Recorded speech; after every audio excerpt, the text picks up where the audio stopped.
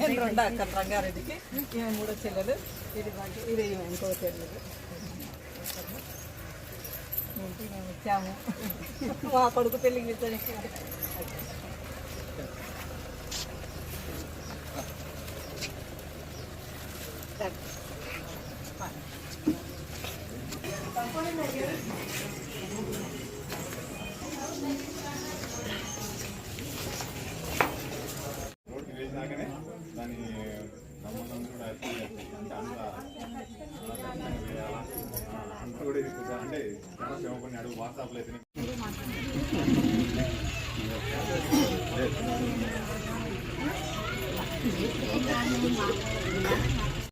Kundu water, వండు water ఉంటుంది, ఊర్లో ఉప్పు నీళ్ళు ఉన్నాయి.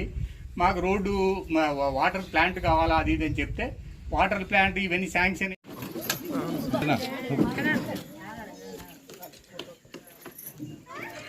జాగ్రత్త గురించి తీసుకుందా.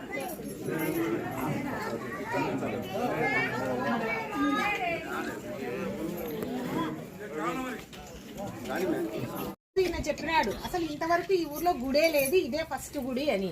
ఆ దేవుడికి మనందరితో చేయించుకోవాలని ఉండింది అమ్మ. ఇన్ని రోజుల నుంచి ఈ ఊరు పుట్టి చాలా ఏండ్ల అయి ఉంటుంది, 100 ఏండ్ల 1000 ఏండ్ల, అన్ని ఏండ్ల నుంచి గుడి లేదంటే ఇక్కడ ఉండే మనందరితోనూ ఈ దేవుడు ఇక్కడికి రావాలని ఉండింది. అందుకు ఆయన మన ద్వారా ఇక్కడికి వస్తాడు. కాబట్టి నాకు కూడా చాలా సంతోషంగా ఉంది. మనం కూడా ఇందులో పాలు పంచుకొని మనం కూడా చేస్తాను. ఎందుకు దేవుని దయ మన మీద ఉండాలని నేను ఎప్పుడు కోరుకుంటాను. రూపాయలు పైన అవుతుంది, అది కూడా తన సొంత డబ్బులతో నిర్మాణం చేస్తా అని చెప్పినాడు. దానికి కూడా మనం కృతజ్ఞతాభావంతో ఉండాలి. ఆల్రెడీ షెడ్ తయారైపోయింది, తొందరలో వాటర్ ప్లాంట్ కూడా నిర్మిస్తారు. మరి వాటర్ ప్లాంట్ నిర్మిస్తున్నారు కదా, అక్కడికి దారి కావాలా అని చెప్పి మళ్ళా దారి కూడా అడిగితే 4.5 లక్షల రూపాయలతో గడప గడపకు గ్రాంట్ ఏదో 20 లక్షలు ఉంది పంచాయతీకి అని చెప్పి దాంట్లో 4.5 లక్షల రూపాయలు రోడ్డు ఇచ్చి రోడ్డు కూడా వేయడం జరిగింది. ఇప్పుడు ఆ రోడ్డు కూడా అక్కడికి చూపించాము. ఇంకా మనకు ఇంకా చాలా సమస్యలు ఉన్నాయి, అవన్నీ కూడా మన గ్రామం చిన్నది.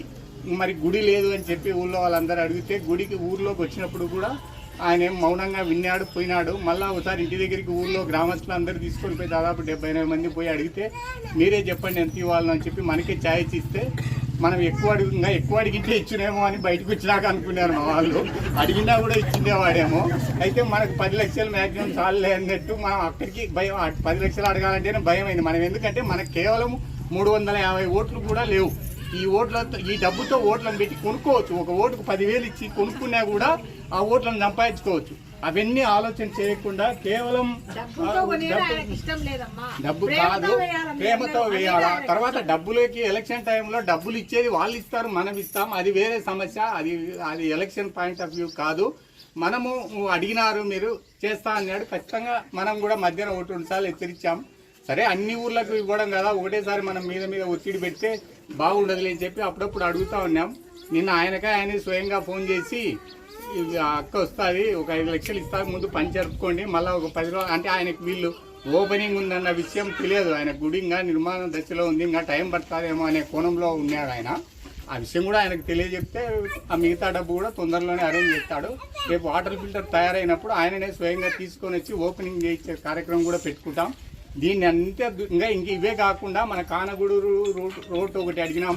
ఉప్పలపాడు రోడ్డుకు ఆడ కూలూరు బ్రిడ్జి దగ్గర నుంచి ఉప్పలపాడుకు కూడా రోడ్డు అడిగాము. తర్వాత ఇంటర్నల్ రోడ్స్ 500 మీటర్లు మధ్య కొత్త బిల్డింగ్లలో కూడా అన్ని డౌన్ అయిపోయినాయి, అవి కూడా అడిగినాం మనము. తర్వాత ఊళ్ళో చిన్నవి బండి నాగ సుబ్బన్న ఇల్లు, శంకర్ ఇల్లు, తర్వాత ఇంకా చిన్నవి ఇక్కడ ఈ రోడ్డు ఇవన్నీ కూడా అడిగితే దాదాపు అన్ని 500 మీటర్లు శాంక్షన్ చేయిస్తామని చెప్పారు. అవి కూడా తొందరలోనే వేస్తారు. ఇవన్నీ దృష్టిలో పెట్టుకొని ఎవరికైనా మనం విశ్వాసాన్ని ప్రకటించుకుంటే ముందుకు పోయేదానికి ఉంటుంది. ఆ విశ్వాసంతో మీరందరూ ఆలోచన చేస్తారని చెప్పి సెలవు తీసుకుంటున్నాను.